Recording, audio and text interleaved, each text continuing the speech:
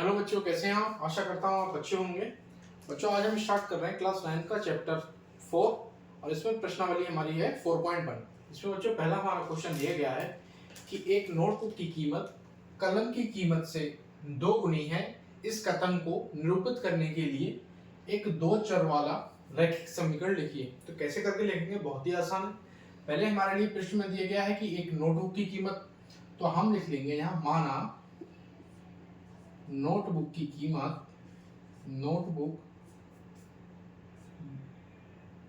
कीमत बराबर x। ठीक है बच्चों।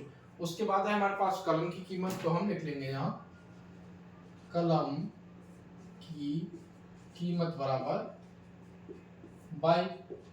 हमने बच्चों नोटबुक की कीमत को x मान लिया और कलम की कीमत को y मान लिया। अब हमारा यहाँ प्रश्न दे रखा है, गौर से देखिए कि नोटबुक की कीमत कलम की कीमत की 2 गुनी है। ठीक है, तो नोटबुक की जो कीमत है यानी x है जो हमारी, क्योंकि नोटबुक को हमने x माना है, नोटबुक की जो कीमत है बच्चों वो कलम की कीमत की 2 गुनी है। और कलम की कितनी कीमत है हमारी? 22। जब 2 गुनी है तो कलम की किससे गुणा हो जाएगी? कलम की कीमत की 2 से। तो ये बच्चों हो जाएगा हमारा 2y। गौर से समझिए दोबारा, जो नोटबुक की कीमत है बच्चों वो हमारी x है, हमने x माना है उसको। और इस प्रश्न में दे रखा है कि नोटबुक की कीमत कलम की कीमत की 2 गुनी है। तो कलम की कीमत को हमने 22 माना था और कलम की कीमत की 2 गुनी है, इसलिए हमने इसे 2 से गुणा कर दिया। तो हमारा हो गया x बराबर 2y।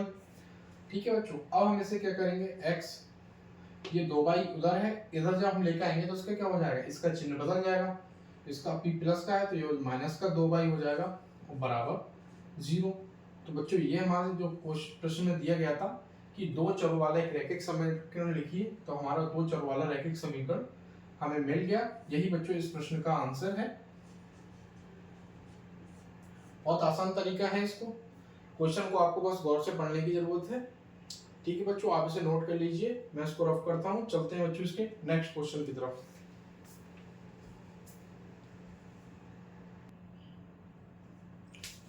ये बच्चों हमारा दूसरा प्रश्न है। इसमें हमें दिया गया है कि निम्नलिखित रैखिक समीकरणों को ax plus B Y plus C बराबर 0 के रूप में व्यक्त कीजिए और प्रत्येक की स्थिति में a b c का मान लिखिए। ठीक है, तो जो भी हमें रैखिक समीकरण दिए गए हैं उसको हमें क्या करना है? इसके रूप में व्यक्त करना है। इससे हमें पहले तुलना करना है, उसके बाद वहां से a b c के मान लिखना है। तो बच्चों देखो ये हमारा है, हम किससे तुलना कर रहे हैं? ax प्लस का बी वाई प्लस सी बराबर 0 से। ठीक है, इस रूप में हमें व्यक्त करने को कहा गया है।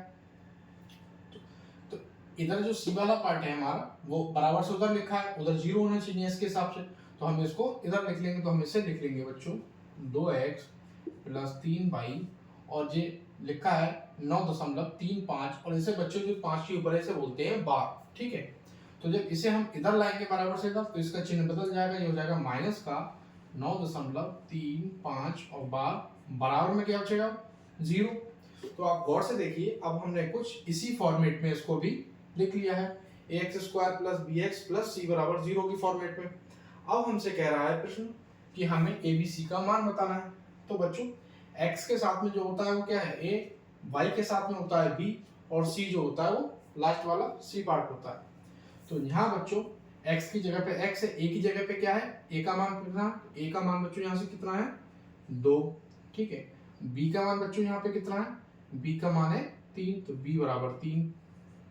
अब बच्चों c का मान है कितना है?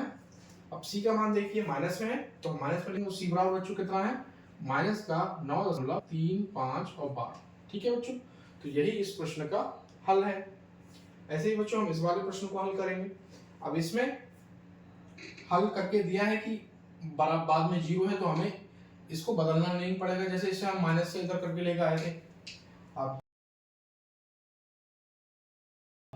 और प्लस c बराबर 0 से।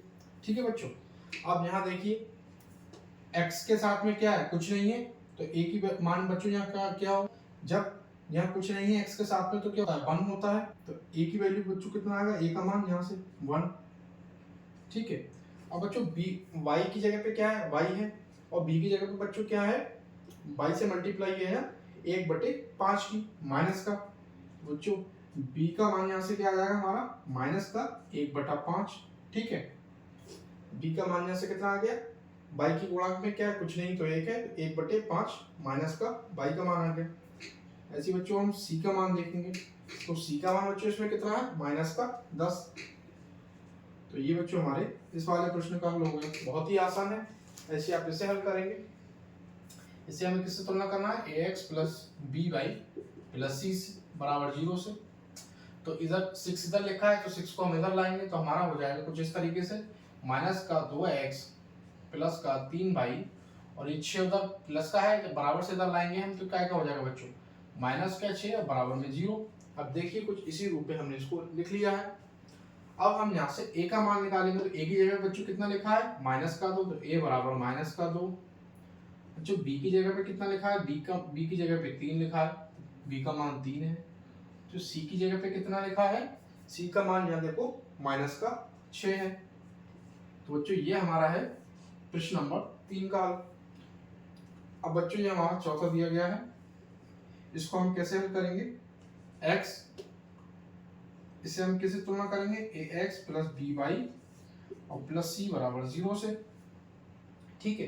अब यहाँ b वाला पार्ट है ही नहीं, जब जो पार्ट नहीं होगा तो उसका मान क्या होगा, 0। तो इसे पहले हम इस फॉर्मेट में लिखेंगे, तो x और ये बच्चों 3y उधर प्लस का है, बराबर से इधर लाएंगे तो क्या हो जाएगा, माइनस का 3y बराबर में 0।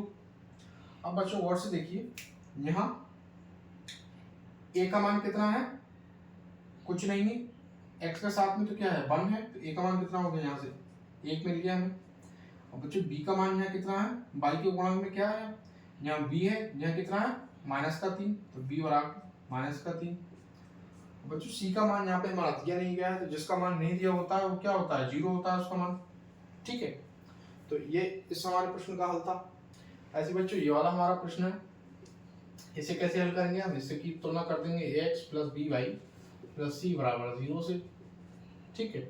तो ये हमारा 2x है और ये माइनस का 5y है, बराबर से इधर लाएंगे तो क्या हो जाएगा, प्लस का, इसका चिन्ह बदल जाता है, तो प्लस का 5y हो जाएगा ये हमारा, और बराबर में क्या बचेगा 0।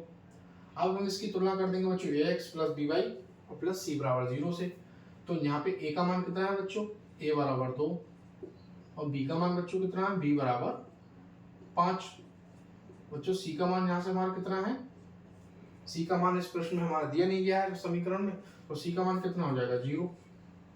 तो ये बच्चों इस प्रश्न का हल था। ऐसे बच्चों इस प्रश्न को हम हल करेंगे, इसकी तुलना करेंगे ax प्लस का बी वाई और प्लस सी बराबर 0 से। तो गौर से देखिए बच्चों, a की जगह पे यहाँ कितना लिखा है 3, तो a बराबर 3, और b की जगह पे बच्चों क्या लिखा है, यहाँ बाई वाला पार्ट है ही नहीं, b वाला, तो जब नहीं है तो b का मान बच्चों क्या होगा, यहाँ से 0 आ जाएगा हमारे लिए। और c का मान बच्चों कितना है, यहाँ पे 2 लिखा हुआ है, तो c का मान हमारा लिखा c बराबर 2। तो ये बच्चों इस प्रश्न का हल था। ऐसे ही इसे हम करेंगे y माइनस 2 बराबर 0, इसकी तुलना कर देंगे ax प्लस का बी वाई प्लस सी बराबर 0 से। बच्चों x वाला पार्ट है ही नहीं, इसमें दिया हुआ नहीं दिया गया है, तो x का a का मान कितना होगा बच्चों, यहाँ से a का मान बच्चों 0 हो जाएगा। अच्छा b का मान बच्चों कितना होगा, y दिया गया है, तो y के गुणांक में अगर कुछ नहीं है तो कितना है, 1 है, तो b का मान बच्चों यहाँ से हो जाएगा 1, और c का मान बच्चों कितना होगा, c का मान यहाँ से हो जाएगा माइनस का 2, ठीक है। तो ये इस प्रश्न का हल हो गया। अब हमारा आखिरी इसमें प्रश्न है, इसे हम पहले थोड़ा आसान करेंगे। ये हमारा 5 लिखा हुआ है और ये माइनस का 2x है, माइनस का 2x को इधर लाएंगे तो बच्चों क्या हो जाएगा, ये प्लस का 2x है, और प्लस के 2x को इधर लाएंगे तो हो जाएगा माइनस का 2x बराबर 0, ठीक है बच्चों। अब इसे हम थोड़ा आसान तरीके से लिखेंगे, तो x वाला पहले लिख लेंगे, माइनस का 2x और प्लस का 5 बराबर 0, ठीक है बच्चों। अब इसकी तुलना कर देंगे हम ax प्लस का बी वाई और प्लस सी बराबर 0 से। तो यहाँ पे a का मान हमारा कितना है, -2, तो a बराबर बच्चों हो जाएगा -2। जो b का मान यहाँ कितना है, तो b वाला पार्ट इसमें दिया ही नहीं गया है बाई वाला, तो b का मान बच्चों यहाँ से 0 हो जाएगा। और c का मान बच्चों कितना है, c का मान है यहाँ 5। तो ये था बच्चों इस आखिरी प्रश्न का हल। आशा करता हूँ सारे प्रश्न आपको अच्छे से समझ आए होंगे। ये 2 ही प्रश्न प्रश्नावली 4 8.1 में थे आपके क्लास 9 के चैप्टर 4 में। आशा करता हूँ सारे प्रश्न आपने अच्छे से सीखे होंगे। आप इसका स्क्रीनशॉट ले सकते हैं, नोट कर सकते हैं। कमेंट बॉक्स में बताइए आपको कैसा लगा वीडियो, सवाल समझ में आए या नहीं आए, और आपको किन किन टॉपिक्स पर वीडियो चाहिए मुझे कमेंट बॉक्स में बताइएगा। Thanks for watching.